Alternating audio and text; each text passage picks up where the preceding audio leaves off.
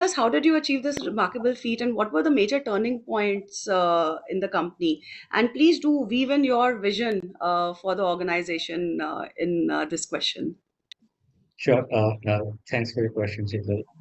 It was a moment where I managed to be at the right place at right time when I visited Charanka solar power plants in 2010, 2009, when the initial utility scale power plant started in India. And at that time, I visualized and I realized that I think this is going to be the future of India's energy sector. And coming from the service industry, I saw a huge potential coming in this sector. As we had a lot of data available during my financial services day, that how India's energy sector is lagging behind compared to even a BRICS country and all those parameters. And I saw that there is opportunity, and that's what made me interested getting into the solar. And over the years, we learned a lot of things while working with various players, going through the learning curve, and that's what motivated us all these years to get into solar. And as we grew, we saw more opportunities coming in. And as we keep moving on, new and new avenues came, and we tried to grab those opportunities and made our way through where we are right now. Thank you so much. So, my next question, sir, is that you have multiple segments of the businesses, and each one has its own USP and strong unit economics. So, can you explain us each of your business segments and specific for your growth prospect? Who are the customers we will be, basically selling those to? So each of the segment, if you can touch those. Sure. So we are predominantly into solar panel manufacturing as our core product. Apart from panel manufacturing, our main business driver is solar water pumping segment.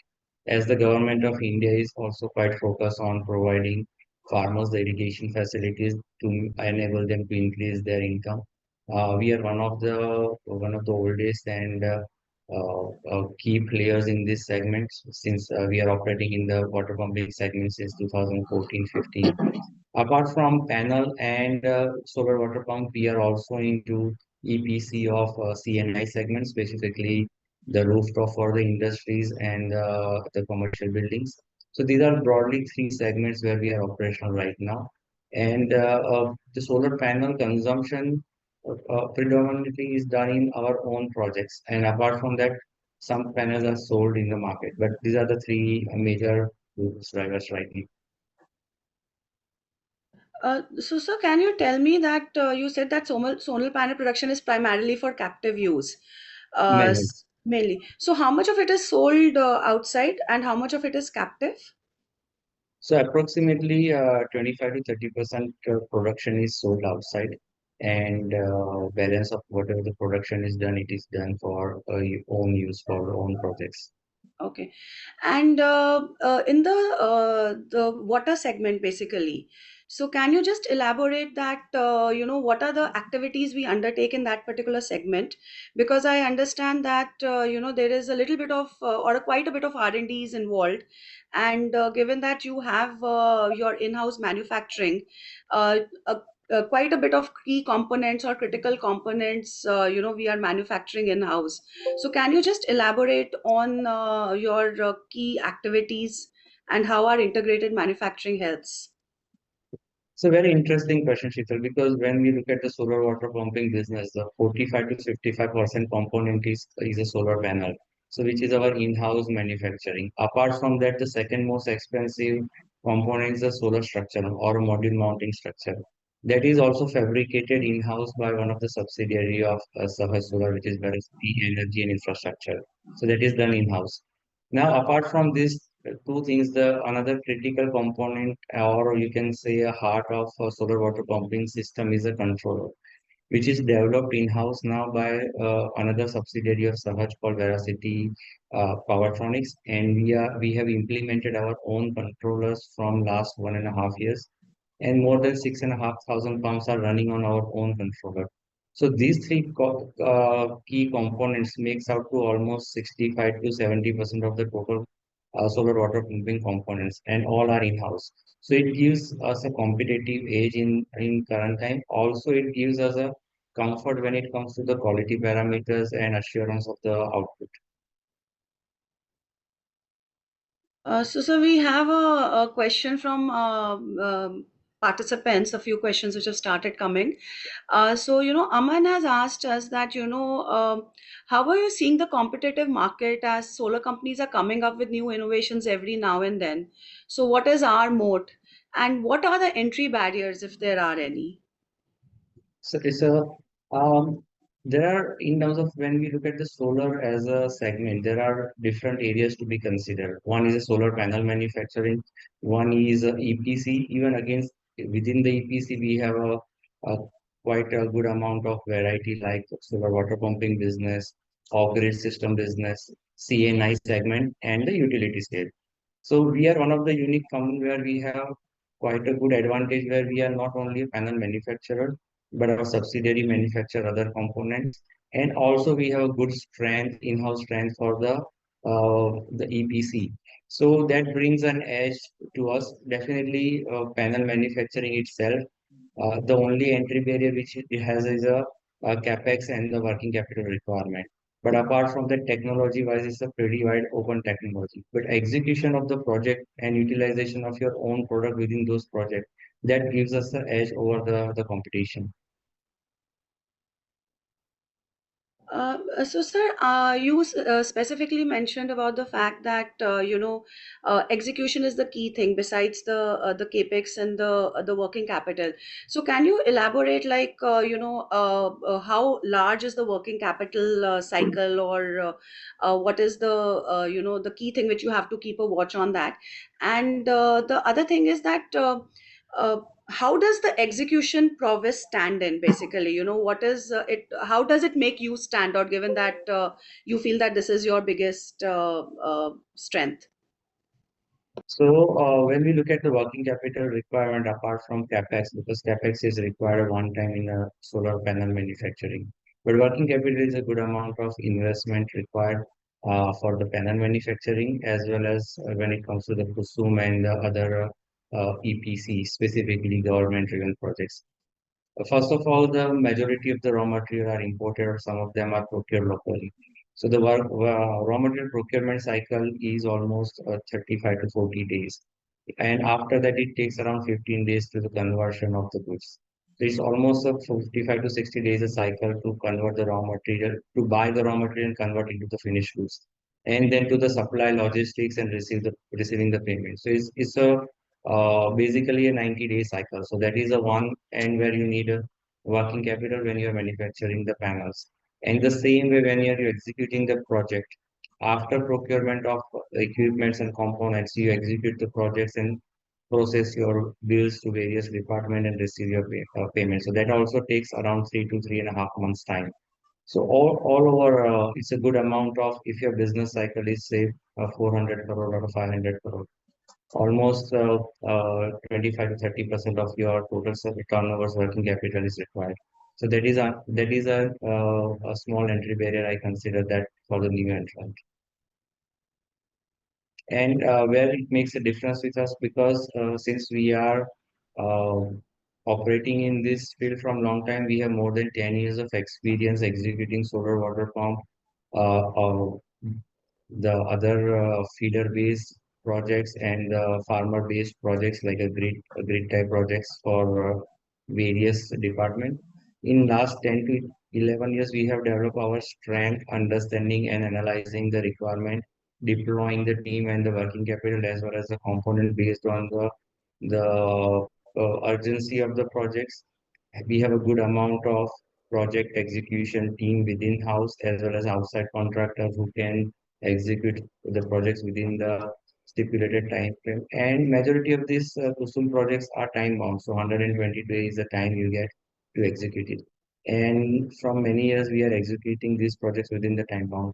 So we have developed in-house edge to execute the project and procurement. So the whole supply chain, along with the execution, has been taken in a stride in last few years.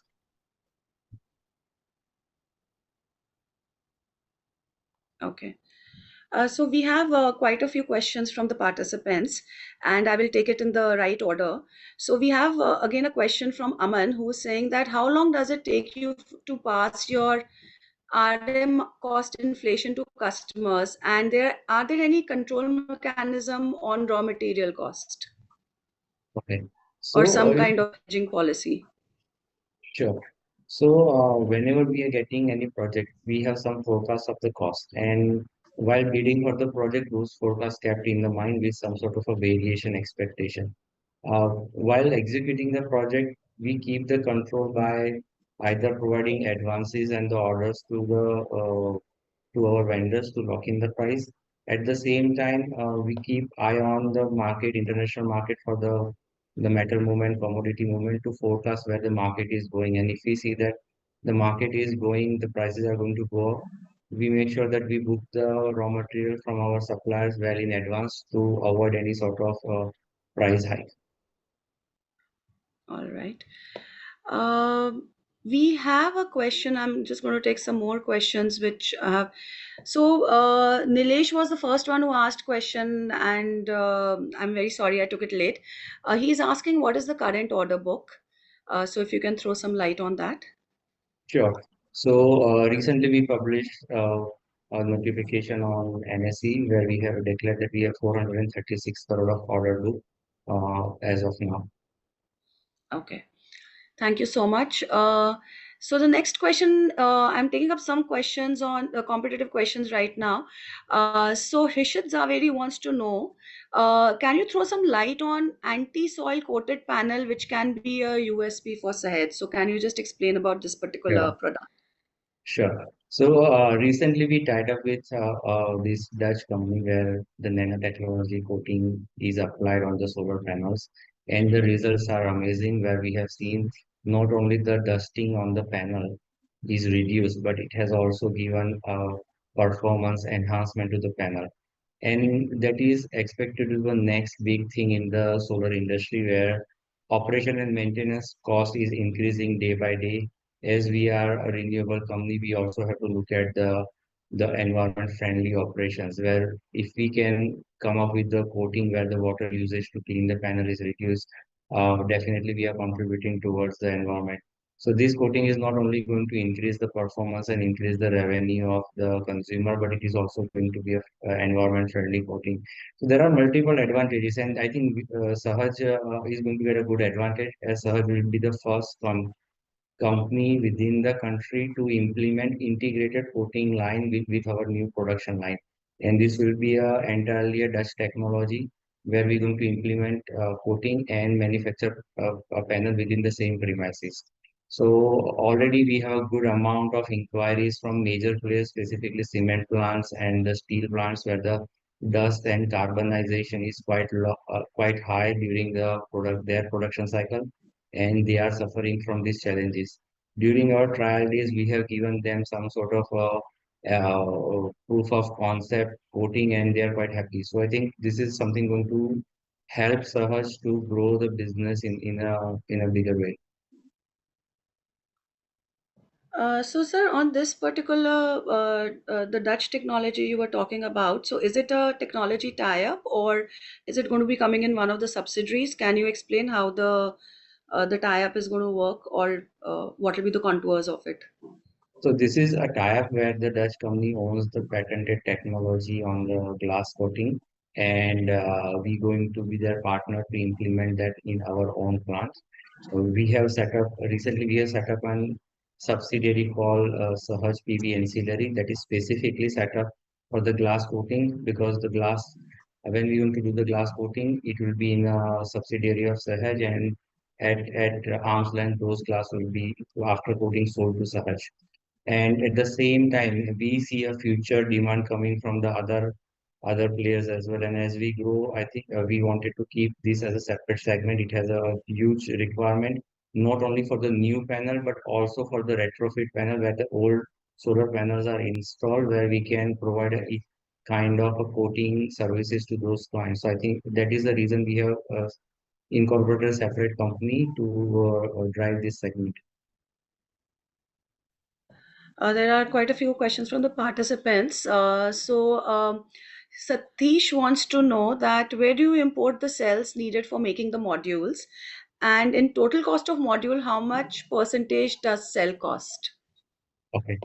So there are two different kind of demands we have for solar modules. One is called DCR solar modules and another are non-DCR solar modules. So DCR solar modules, DCR stand for domestic content requirement. It means those solar modules where the solar cell and majority of the material is purchased from India.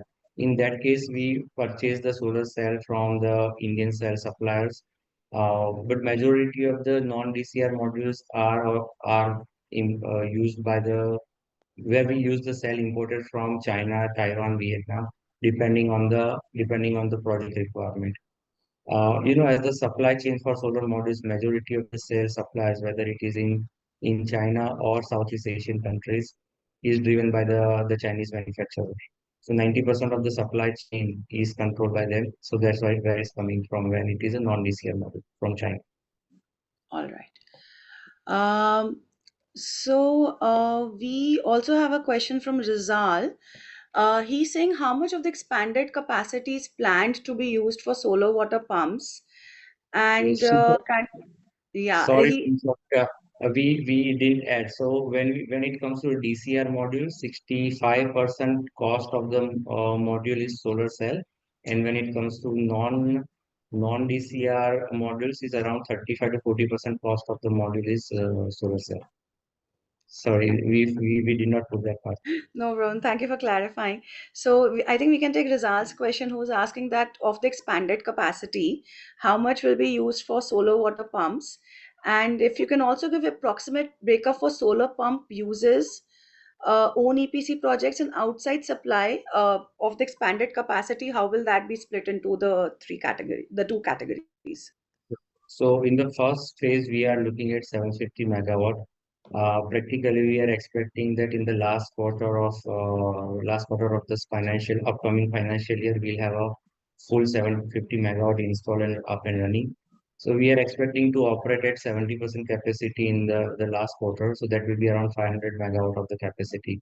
So if you consider the last quarter per se, there will be almost 30% of the capacity will be utilized for own consumption for Kusum B or other Kusum driven projects, and around 60 to 70% projects capacity will be sold outside, including our own EPC. So if we look at the broad breakdown, around 40% will be in-house consumption, including Kusum and EPC, and 60% will be to the clients. Okay, thank you. We have another question, and then I will come to the overseas operations. I'll come to after we finish the India part. So we have a question from Hishit. He's asking that how will government initiatives in Maharashtra help SAHAJ gain market share? So if you can talk about India's vision for solar and how we are going to be Sure. uh, It's playing a a part. very interesting question. As government has committed to increase the farmers' income from where it was in 2015-16, and government vision was to increase by two times by 2022. As a part of that commitment, there's a huge initiative is taken for Kusum B and solar water pumping system across India. And one of the biggest beneficiary of the solar water pumping system is Maharashtra. As a out of total capacity available, almost 25 to 27% of capacity is allocated to Maharashtra, as Maharashtra is one of the biggest agriculture driven state. And Sahaj being a part of Kusum B scheme, we are right now executing around 6,000 water pump. Almost 4,000 of them are executed, and 2,000 will be executed before end of this financial year. And for the next Kusum scheme also, we participated, we qualified in MSCDCL, and out of that 2,000 pumps are allocated to us. So we expect to execute those pumps in the first quarter of next financial year. In the same way, another nodal agency called MEDA has also tendered, and we are expecting some allocation coming from MEDA in March. So if we get around 2,000 allocation like last time what we got, Again, those 2,000 will execute by first half of the financial year. So all in all, like we expect that in this coming financial or upcoming financial year, we have a good opportunity to work in Maharashtra. Around 6 to 8,000 pounds we can execute, which is not part of order book we have declared, because we have declared only 2,000 pounds as a part of our order book where the order is already been received. So there is a upside opportunity coming in from Maharashtra as well. Okay, that's insightful. A couple of questions around uh, order book also. So out of the 436 crore order as of 31st December, this is a question from Manik Ravichandran. How much is expected to be completed by Q4? So out of 436 crore, around 60 to 70 crore will be completed by Q4 25. All right. Thank you so much. And Rizal wanted to know, do we have any plans to backward integrate into solar cells in-house manufacturing in future? We are exploring the cell technology right now. It is a very complex technology. Definitely, as a panel manufacturer, it's our ambition and dream to get into the solar cell manufacturing, and we are working to evaluate the technology. Uh, as and when the right time comes, we'll definitely make a move and make an announcement. But we are not anything for next 6 to 9 years. Just one housekeeping question which had come initially in the chat was, are we on track to achieve the 1500 megawatt capacity by Q1 of FY26? Is that plan on schedule? So what we decided is that 750 megawatt is something what we are going to implement first. The construction of the building is going on for that, and the construction expected to complete by middle of May or end of May, and then the machinery implementation will be finished by uh, August or first week of September. So that first 750 megawatt will go live in the middle of September. And as soon as that one is going live, we'll initiate the second phase.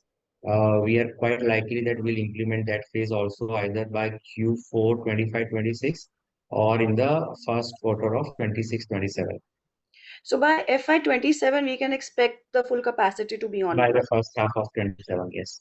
Perfect. All right.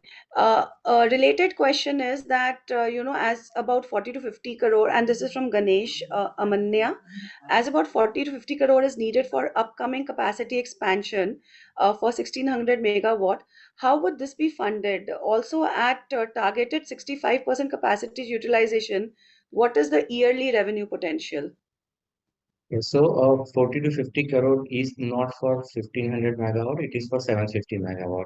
And out of that, 30 crore term loan has been sanctioned and the disbursement has started from Yes Bank, and that's how the construction of the building has started. Again, for the second half, when we go for the second round, we will go for one more term loan at that point of time and utilize that for the second round of 750 megawatt of expansion. All right. So I think, And capacity utilization wise, when we talk about 436 crore order book, definitely that panel cell is not considered. But if we consider 60% of the capacity utilization in last quarter, that amounts to around 125 megawatt of manufacturing in the last quarter. 60% of 125, that comes to around 75 megawatt. So 30 to 35 megawatt out of that would be sold outside. When we look at 35 megawatt, we are selling outside, and looking at the existing rate, that will contribute around 50 to 60 crore of revenue in the last quarter. all right. So, sir, there has been a lot of question around guidance, and I thought I'll keep it to for the end of the discussion. Yeah. But I think people want to know that upfront. So, Okay. multiple guests have asked us, and Mr. Ravi Chandran has specifically reiterated, okay, what is the projections for FY25 and 26 for revenue and PAT? But one more thing in this, I would like to also add is that Ganesh has asked that Recording stopped. can margin improve much above the present 12% going ahead. So could you also just tell us about these two? Okay, so first I'll answer about the margin improvement. Definitely in 20 financial year 25-26, we'll see the margin improvement, slight margin improvement, considering we're going to add our own manufacturing capacity where the panels, more number of panels will be added, and that is going to increase our margins from coming from panel. So that is one important benchmark which we have to increase our margins in 25-26. For 24-25 financial year, we are looking at 60 to 80% of revenue and the revenue growth compared to Recording in progress. previous financial year. All right. Okay. So we have a question from Sahil, who is asking that by when are we expecting to start the first phase of 1.5 gigawatt module making? I think you answered that Yes. just now. And what will be, so his next question, I think is needs to be addressed. What will be our sales mix after the new enhanced capacity? So, as we are expecting to grow our revenue in next financial year, which is 25-26, by 50 to 60% from our financials for 24-25 financials. So the mix is going to change in a way where pumping, solar water pumping is still going to be predominantly a major driver, but panel volume and the EPC volume specifically from the CNI and other segment will increase. So we think that as the base of the revenue is increasing, uh, the absolute number of water pumping is still going to increase, but in terms of the percentage, that may come down from 65 percentage to around 50 to 45 percentage. Thank you. We have a question now on the overseas business. And I think so that is something which probably you needed to talk about also. So Absolutely. Ganesh is asking that, the 20 megawatt power plant in Uganda, what could be the revenue potential? And similarly, what is the revenue potential for FY26 from Africa? So, when we are looking at the forecast of 50 to 60% revenue growth in 25-26 from the revenue of 24-25, we have not considered any of the revenue coming from Africa. So, whatever the revenue will come from Africa will be on and above that growth trajectory. Now, answering this 20 megawatt of PPA project. So, what we have seen a very unique opportunity in Africa, specifically in Eastern and Southern Africa, where we see there is an opportunity to work as a EPC as well as a power plant developer, and sometimes the opportunity is a combined. So this 20 megawatt of the power plant which we are doing in Uganda, that is EPC is done by SAHAJ as a parent company, and the power plant is owned by the subsidiary set up by SAHAJ in Uganda. So we are getting a revenue coming to SAHAJ from the EPC, SAHAJ India from EPC activity. At the same time, there will be a recurring income within the Uganda from the power selling activity. So the project cost is estimated at around $18 million. That definitely EPC cost based on the local circumstances. Okay. Um, we have a question from Sahil who's asking that do we also plan to sell to IPPs and megawatt level projects through our enhanced module capacity? That's a very interesting question, and yes, definitely when we discuss about the anti-soiling coating, that's where we are, getting an edge on our modules, and precisely we have many inquiries from a specific industry where they are suffering from the dusting and the carbon uh, components where panels are getting, covered with dust and the carbon. So we are in discussion with the many players who wants this solution, and apart from that as well, we have a good client base from our earlier days where we dealt with few MNCs and a few developers where we supplied the modules. And once we increase the capacity, we're going to have some strategic ties as well as some regular supply to the bigger players. So yes, to answer that question, yes, IPP, the independent power producer, we're going to supply our modules in a big way. Great. So, I had a question, sir, around your, basically the management strength and, what kind of leadership team you have, because this is a very, it's not an easy business to execute, as you rightly said. So, can you tell me a little about, the strength of your organization and the kind of experts you have to carry out your business? So very interesting question, and I would like to share the kind of efforts we are making as an organization to grow from SME to differently. So as an organization, we have a in-house team of project execution, project design, procurement, apart from the conventional team of finance and other department. So, in-house office team is more than 50 people now, based out of Ahmedabad office. Apart from the production has its own team of 60 people. Subsidiary has their own team of 25 to 30 people. Now, with the upcoming growth trajectory, what we have seen that where we are going. So we see there is a geographical expansion is necessary where we are working on, and that is happening in the eastern and northeastern parts. So now we are operational in Lucknow, in Guwahati, and we are participating in some of the projects in Odisha.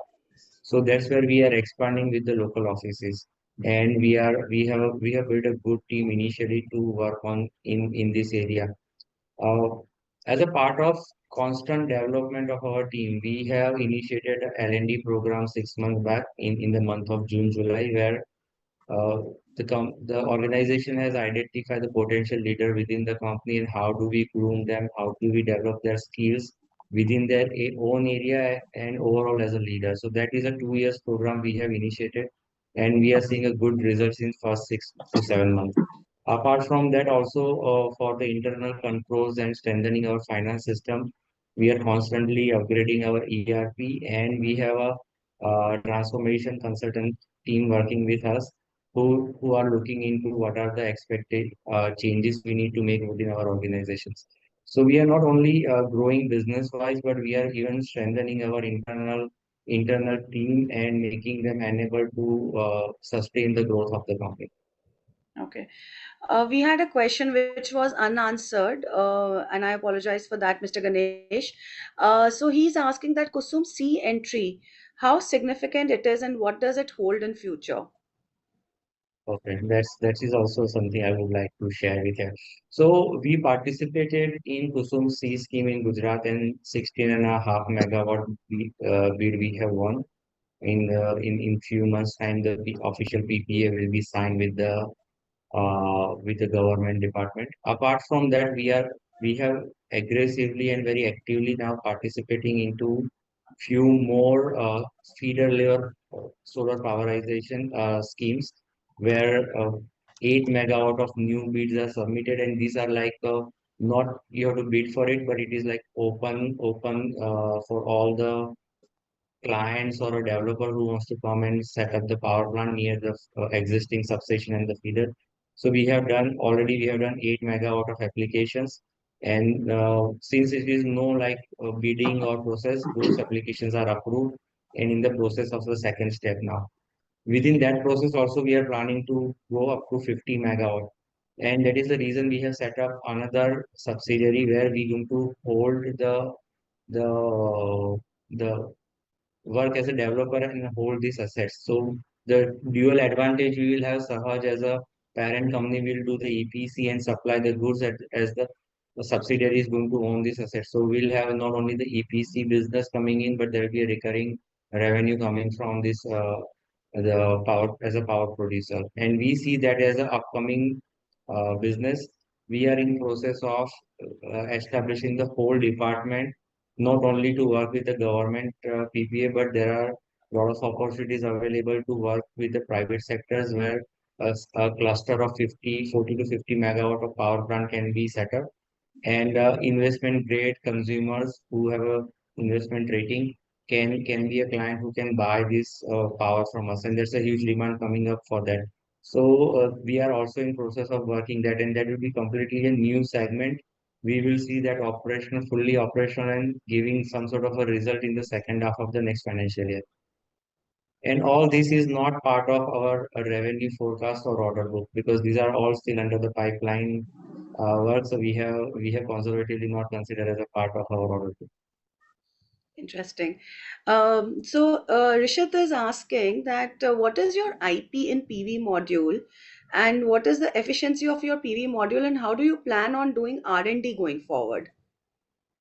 Okay, so see, the upcoming solar manufacturing facility is going to cater the top one solar cell, which is a comparatively higher efficiency than the monomer. So the cell efficiency is going to go up to 25%. And when we look at the module efficiency, that will be up to 23.5 to 24.5% module efficiency, which is a quite significant compared to the monoper efficiency, which is around 21.5%. So that efficiency is going to increase. Definitely in the R&D side, as we earlier discussed, we have done the R&D with the coating, so that is helping us to increase the performance of the module. We are also designing some different sizes of module, which is very helpful in the transportation. And the same time, we can get an additional revenue by reducing the cost of transportation. So it increases to our profitability, which is a rectangle size of module where the cell size is not square, but it is a rectangle. So we are working on a different kind of ways out. Certain things is still under the process, so I would not like to discuss at this stage. But these are the two main things where we are working with the top line and the anti-cell coating. Thank you. We have a question from Rishit who is asking that can you throw some lights on how consultants will help us enter the private plant clusters? Sorry, Sheetal, I lost you Yeah, briefly. Can you sorry. repeat? Yeah, so Rishit is asking that can you throw some light on how consultants will help us enter the private plant clusters? Okay, so for that, as I said, we are creating the whole segment or a team within the organization. Apart from that, we are also discussing the same thing with our dealers, partners, who work very closely with the companies in the different capacity, and they are the one who introduce us to these clients who has a power requirement. Some of this client has a power requirement as a part of their RPO requirement as a renewable power obligation, and some of them has a requirement as a power is their main raw material, and the power, if they save the power cost, their production cost comes down. So different kind of consultants we work with, some of those who design the electrification of the plant, some of them who work on the energy audit, and some of them who has already worked with those clients in the previous time. So it's a bunch of consultant we discuss with and try to bring them on board for project to project basis. Great, thank you so much. So Ganesh has a question. So he has a question that do you get timely payments? Is there a robust system for that? As most are government orders. And in continuation to that, I wanted to ask you if you can also tell us what is the split of the government and the non-government order book, and how do you see it moving ahead? How the split will change? So the government schemes are implemented in a very professional way these days. These schemes, specifically the Kusum C, Jal Jeevan Mission, or where we work with border security forces to solarize their requirement. Uh, it is very important to know that some majority of these projects are specifically the water related projects are a joint effort or effort of the central government and the state government. And the mechanism has been developed in last few years where there is a provision that both the parties put their contribution in a single account, and based on that the projects are approved and awarded. So projects are approved and awarded based on the fund availability. So you can hear me?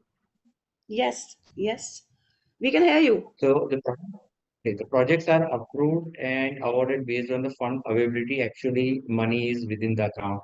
So sometimes maybe due to the administrative reason or operational reason, there can be some delay, but the funds are always available. So the scenario has changed a lot in last few years.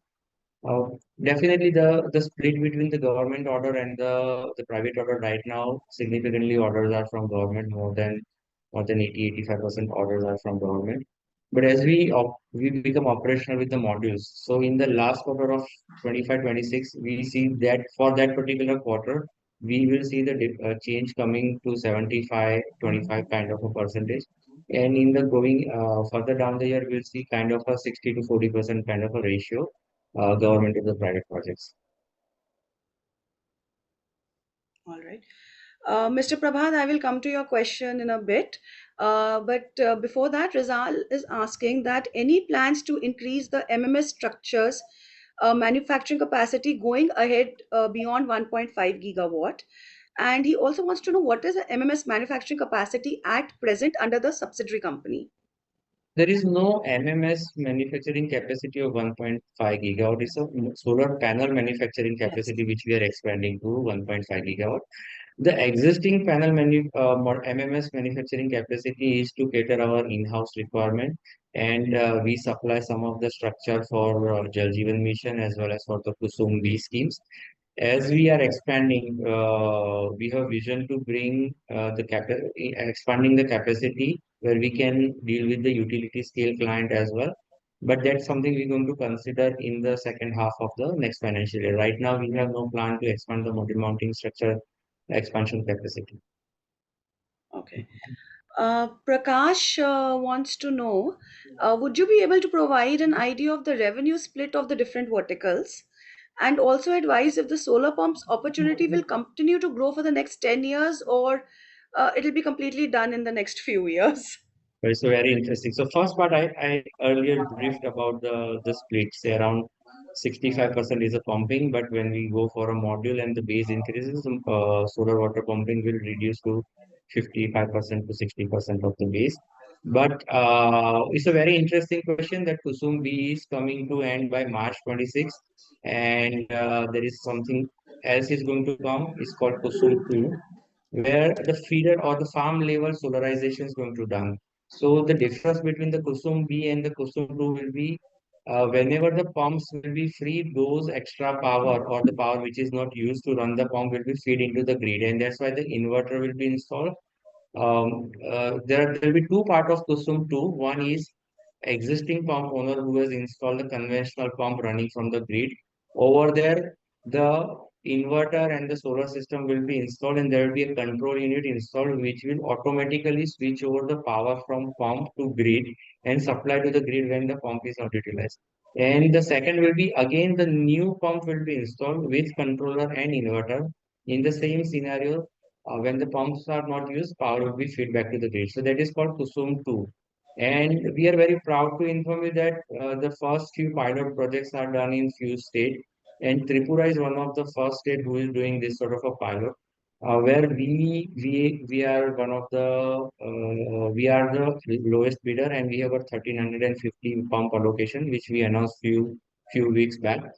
So we will have that advantage and the edge to install those pumps now, even before the scheme comes into the existence, and we'll have a good experience of implementing the scheme, identifying the challenges. We already developed the controller which is going to do automatic switch over from the pump to the inverter and vice versa, and that has been implemented. So by next week, it is even the first round of physical installation is going to happen in Tripura, along with all the automation, all the data going to the cloud. So when we install first pump of kind of a Kusum 2, we have all the automation is done, the cloud data pushing has been done, so everything is available. So we'll have a kind of a 1 year advantage getting into that scheme. And Kusum 2 is again going to continue for next many years. As you know, farmer are one of the backbone of India's economy where when it comes to employment and providing them water is very important. So government is going to continue with that. In the same way, if you have seen in the new budget, the Jal Jeevan mission has been extended to 2028. So that also one of our project where we are working. So I think these two projects going to continue at least for next 5 to 7 years. It looks like that. Okay. We have a very interesting question from Mr. Prakash, and it's on your peer. So he's asking that in Kusum 2, Shakti pumps claim to be the automated distribution of running the pump and at the same time feeding electricity. So he wants to know if this is true. And he also wants to know, do we have similar capabilities as Shakti pumps in solar pumps? So I'll just answer that we have already developed that capability to feeding the power directly into the grid, and we are implementing in practically next week. Already everything is tested and trial in our own R&D by our R&D teams from last 3 to 4 months. Even up to the meter reading level we have done. So as soon as we install next week, the data can be available directly to MNRE online portal. So we are at par with them. Brilliant. We have a question from Rizal. He's asking that in November to January period, there was a bit of slowdown in the government projects awards. Has it now started getting back on track as compared to last year? As we also had an election last year, so he wants to know if everything is back on track after the slowdown. So it depends on which projects we are discussing, but Kusum B is more like a yearly or 2 yearly program, and then each state comes up with their own company. So it's a constantly going on process. There could be in the certain state or certain category it could be slowed down, but as we speak that one thing I would like to add that as 436 crore of order book we are having, but at the same time we have bidded for more than 1200 crore projects as well. So the bidding process is never ending on our side. So that can, I'm not sure that which particular segment was slowed down, but for us, we are constantly bidding for the projects. And right now, almost 1200 crore projects are bidded, and we are waiting result in next few months. Great. So I don't think so. We have any further questions. But there is still some questions around the guidance because Mr. Prabhat joined late. So, sir, if you can give your closing remarks and also talk about your FY25 and 26 revenue and PAT projections, and then we can close the session. Sure. So for FY24-25, as I mentioned earlier, that we are looking at 60 to 80% growth on revenue, and we expect to have the same similar line of margin what we had in 24-25. And for 25-26, we are expecting 50 to 60% of growth of 24-25 order book overall turnover. Great. So I think all questions are addressed, and thank you so much. It was very insightful. So if you can give your closing remarks, and then we can wind up the session.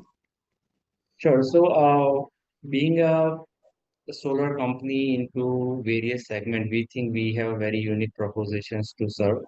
And as a company, we have good aspirations to grow not only in Indian market, but we see a huge opportunity overseas as well.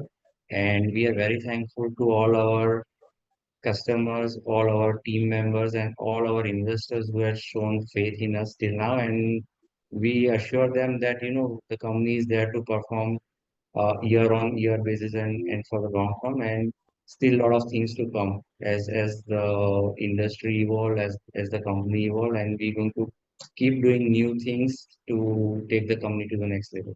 Thank you. Thank you so much, sir. Ladies and gentlemen, thank you for joining us today. In case you have any additional queries or want to reach out to him for a one-on-one discussion, please reach out to Jhanvi, and she will help you out with your queries and any further meetings. Thank you. With this, we wrap up the session. Thank you all.